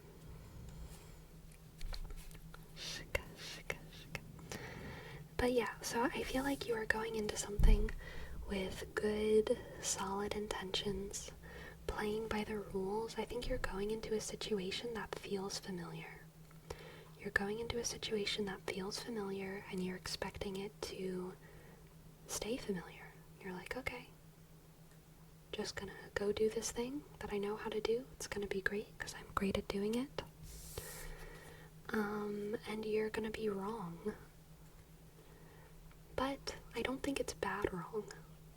I think because you're going in so highly capable and with such good intentions, you're still going to get something really good out of this experience, but it's not going to be at all what you expect. It's not going to be at all what you expect. I think the journey is going to completely transform into something else by the end of it. You are going to be in uncharted territory, and it's going to be much more of an adventure than you expect. There will be nothing routine about it. You will be shedding that skin of comfort like a new baby, a new fresh baby snake skin in the world, okay? Do you think I should keep going with my right way anyways? Yes, definitely. I mean, embrace the unexpected, but also, like, don't lose your principles. Don't lose your principles. So keep going with your principles, keep going with your values, continue being yourself, because yourself is good and will be rewarded, right? But, the outcome, or not even the outcome, but like what this journey is going to be very different from what you expect. Let's see, we also have the 8 of Wands and the King of Swords. The 8 of Wands and the King of Swords. The 8 of Wands and the King of Swords. The 8 of Wands and the King of Swords.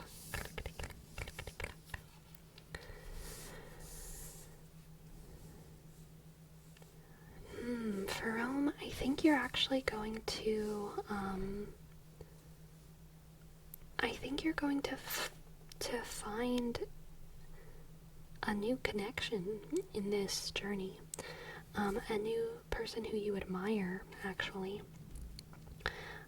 I think that you're kind of going into this journey like, okay, I know what I'm doing, I'm in charge, I've done this a ton of times before, let's go, let's get this thing done, and you're gonna end up like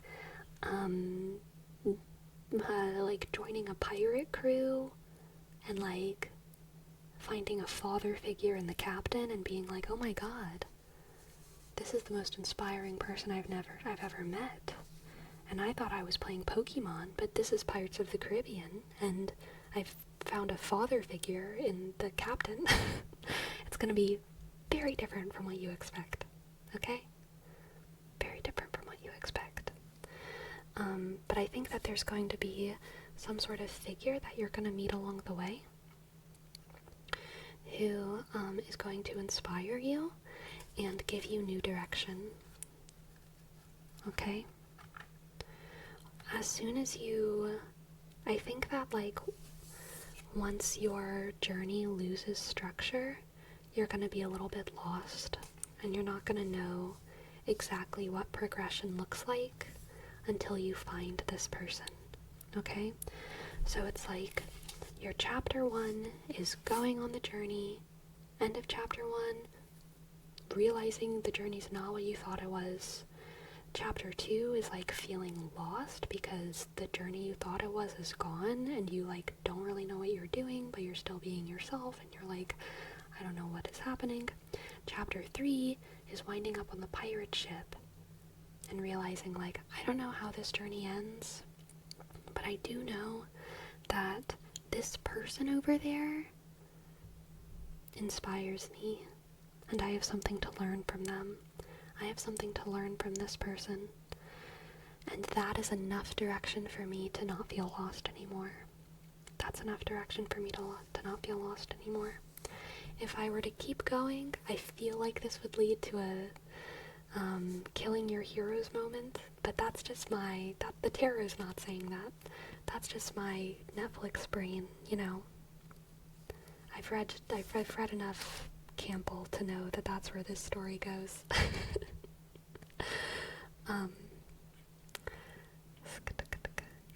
No, you're not killing a hero. Don't worry about it. Shh. That's in the distant future. You're finding someone who can give you direction, okay? Finding someone who can give you direction on your next chapter, and that direction will be enough to help you keep going without feeling lost. In a lot of ways, this reading is about, like, losing your lostness, okay? You're kind of starting the journey found, realizing you're lost, and then losing your lostness. You're losing your lostness by the end. So I wish you luck on your journey of losing your lostness for it sounds very exciting to me. It sounds very exciting. I wish you luck. And thank you very much for letting me read for you. Thank you. Y'all, have y'all heard of Jimmy Akin? Jimmy Akin, host of Jimmy Akin's Mysterious World. It's a radio show. I love it. I'm kind of hoping for something that seems in the realm of unlikely, but feels like I should just trust and keep my ways. Yes, trust. Keep your ways. So, yesterday, Pints with Aquinas, which is like a Catholic interview podcast, the host, Matt Fradd, interviewed Jimmy Akin. This is the most, is it really the most? I think it is. I think it's been my favorite guest to date, I think. There's a couple episodes that I like of that show, but like, because Jimmy Akin, most of the guys that Matt Fradd interviews are like theologians or priests or like people in the inner Catholic sphere, but Jimmy Akin is a wild card. Jimmy Akin is like a radio conspiracy, alien, Freemason Freemasons deep dive guy who wears a cowboy hat and has a long beard and really loves to hear himself talk, and tinfoil hat guy. So no, he is measured. He doesn't believe in a lot of the conspiracies because he is Catholic. But he does know all of the conspiracies, front to back, throughout, within, as above, so below. You know, he knows them in detail, and he can talk. He's very, very eloquent. I was impressed with his eloquence. But he was just so interesting. I was listening to this podcast, and like, it was like 6.5 hours long, and it was live, and I wasn't there at the beginning, so I think I only listened to like 3 hours of it or something, but like, it was interesting the entire time. Isn't it fair to say the Catholic Church is a conspiracy in its own right? Honestly, fair point, except for the fact that, like, the Catholic Church isn't a secret, and it's not trying to be a secret, right? But there's definitely conspiracies within the Catholic Church. You know what I mean? But, like, the church isn't a conspiracy, because it's very much like, I'm here, I exist, join, you know? So it's like, it's not exactly a conspiracy, but it does contain conspiracies, for sure, for sure. The biggest one is what's under the Vatican. So did you know that the Vatican archives used to actually for real be called the Vatican Secret Archives? That used to actually be what they were called. At some point they changed it to Vatican Apostolic Archives. I think that was like recent. I don't know when, but like they used to be called the Vatican Secret Archives. But now it's called the Vatican Apostolic Archives. Guess I changed the name to be less sus. Yeah, probably.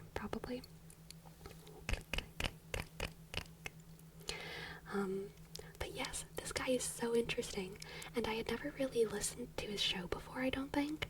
So, after I listened to the podcast of him being interviewed, I looked up his show, Jimmy Akin's Mysterious World, and I listened to an episode of it this morning while I was at the gym, and I also listened to some of it yesterday, but I'm really, really enjoying it. He has a great storytelling flow, he has a great voice, and yeah, I've been enjoying his stuff. He's very wacky. He's so wacky funny. I love it when I find wacky Catholics. You know, because, like, I'm a little bit of a wacky Catholic. I do, like, tarot readings and ASMR and stuff. It's just like this. Just like that. Click, click, click, click, click. Do you recommend diving in from the beginning, the current one, or just any random one? Any random one, whatever piques your interest.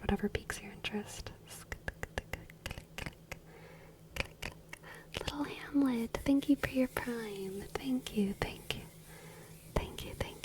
for your prime, Little Hamlet. L-I-T, clickety click, L-E-S-K, underscore, H, click, A-S-K, M, click, click, L-E-S-K, T-S-K. Thank you, Little Hamlet.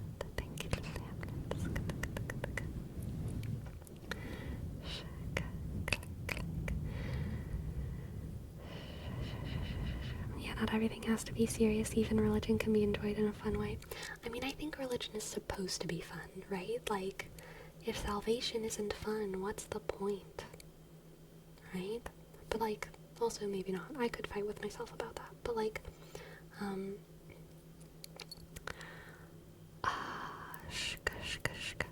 I like his stuff because he isn't afraid to, like, dive into those, like, Vatican conspiracy theories and weird religion conspiracy theories, but then also, like, mix it up with aliens and cryptids and all of that. I've been very much enjoying.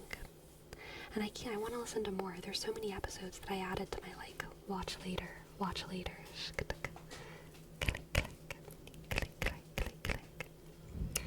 Yeah, but some people are so solemn and serious about it, it's fine to let off the guard sometime and be wacky and fun about it. Yeah, some people are definitely, some people it does seem like faith makes them sad, but I do feel like they're in the minority. Maybe I'm naive to say that, but, I don't know. I feel like religion is supposed to be something that's, like, so joyful. He looks like he makes his own sunshine. Yes.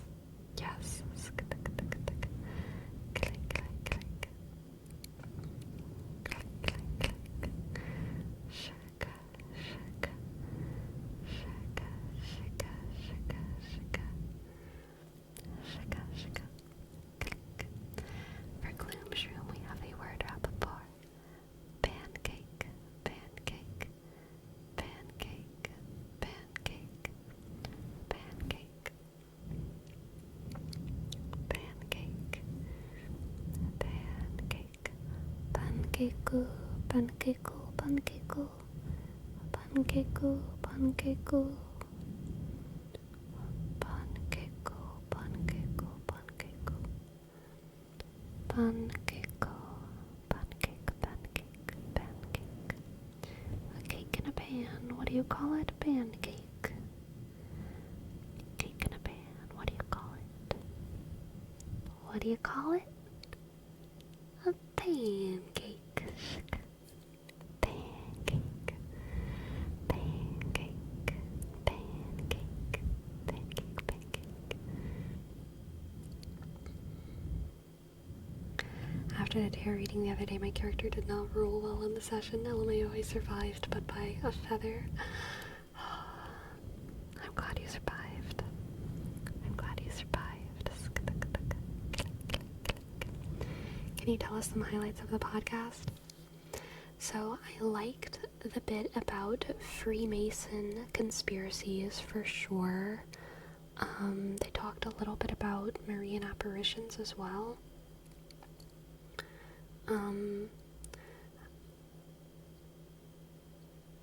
I think one of the funniest moments to me is like Matt Fradd, the host of the podcast, is a very interesting character to me because he kind of has this aesthetic of like, I don't know, like a buttoned up Catholic man, but there's these moments in the podcasts where it's so obvious he's just like a little goblin like the rest of us, you know what I mean?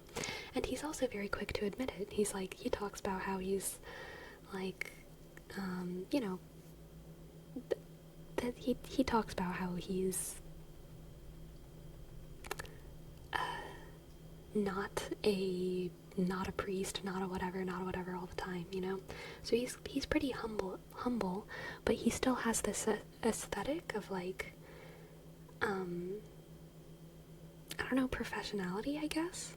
And I've always really enjoyed the moments in his podcasts where that facade like breaks down a little bit, because whenever his humanity shines through, I think he just seems like such a silly, funny Australian guy, you know? There was another episode that he did with a comedian whose name I can't remember. That was another one of the really good ones, when he lets out his personality. Yeah, exactly. There's another one. He was interviewing a comedian, and that was good because comedians make people vulnerable, you know? Comedians make people vulnerable. And so that comedian multiple times within their interview got Matt Fradd to kind of nonchalantly admit things about himself, admit things about his point of view at the world, admit things about his point of view of the world that I had never really heard him admit before. So like that was funny. They're kind of disagreeable things, honestly, because they were talking about a lot of aspects of like toxic masculinity within that comedy interview. And the comedian was talking about some of his like struggles with toxic masculinity and how part of that came from how he was in this like gang when he was younger, and how he can't really say that like being in this gang was bad because it was the first family that he had, and he felt like these people. Girl, why does your eye look so red, huh? Oh, I'm sorry, is your eye hurting? Poor girl.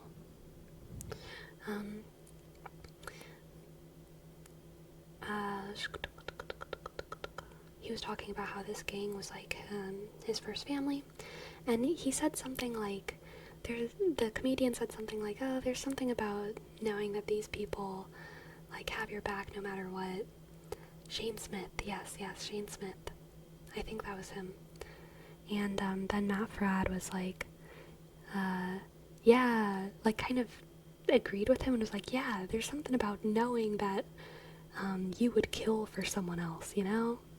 And I was like, dang, like that's kind of definitely toxic masculinity. But because they had both like let down their guards, they were able to like just say those kinds of things that were living inside of them very casually. And there's something like cathartic about that, you know? Like, it's not like they were saying it wasn't toxic, it wasn't problematic, but they were both just like saying it easily, which was cathartic to watch. And it was sweet. So yeah, he had a lot of moments in that interview. But then in the Jimmy Akin interview, my favorite of these moments was Jimmy Akin was talking about this Freemason telephone device where the Freemasons, and this happened around the dawn of I don't think it's toxic to say that a parent would kill to save their own child if someone was a threat to them. Very fair, WD. Very, very fair.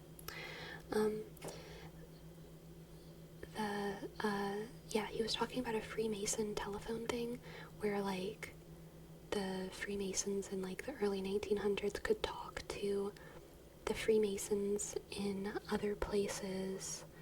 And this was just around the time when, like, telephones were being made accessible, so it was, like, a very new technology that kind of seemed magical. And it was like, yeah, in the Freemason houses, they, like, speak into a little statue of themselves, and then across the world, this, like, frog will, like, speak with the voice of the Freemason from the other country, and they'll be able to have a conversation and, like, organize organize their satanic rituals. And Matt Fradd said something like, dang, I wish the Vatican had that, except, like, a less satanic version. And, like, level 1 joke, you know, level 1 joke. But even the fact that he said it was like, aw, Matt Fradd, you made a little joke. You made a little Satanism joke. And I thought it was funny when he was like, man, I wish the Vatican had that. And then he kind of, like, had to course correct and be like, a less satanic version. It was just very sweet. It was very sweet to me. It's very sweet to me. I can see how trying to explain telephone to people when it was just invented would be thought about like witchcraft. Yeah, for sure. For sure. For sure, for sure. Shka, shka, shka.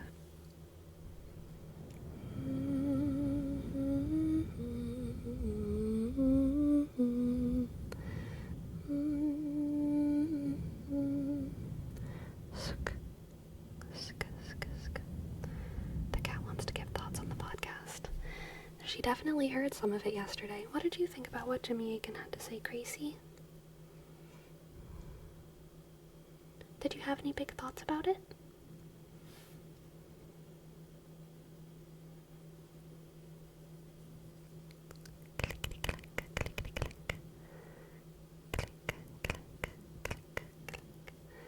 This is her big thought. Sketch, sketch, sketch, sketch, sketch, sketch, sketch. Shk.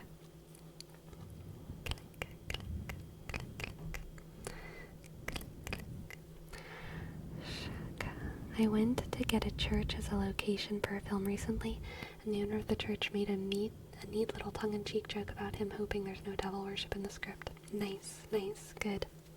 See, I'm gonna be real. People expect, I mean, I don't want to speak for all Christians here, so I won't. People expect Catholics to not make a lot of jokes, like especially if they're like priests or brothers or nuns or whatever. And what is very true is that they will usually not make jokes about sexuality or other things that are like crude. But when it comes to death and sickness and like other things, they make jokes more than it. Like, I feel like in real life, making jokes about death and sickness is actually a little bit taboo, kind of. But in like monasteries and in churches, and between religious people, religious as in like vowed religious, monks, brothers, sisters, whoever, making jokes about sickness and death is so common. So common.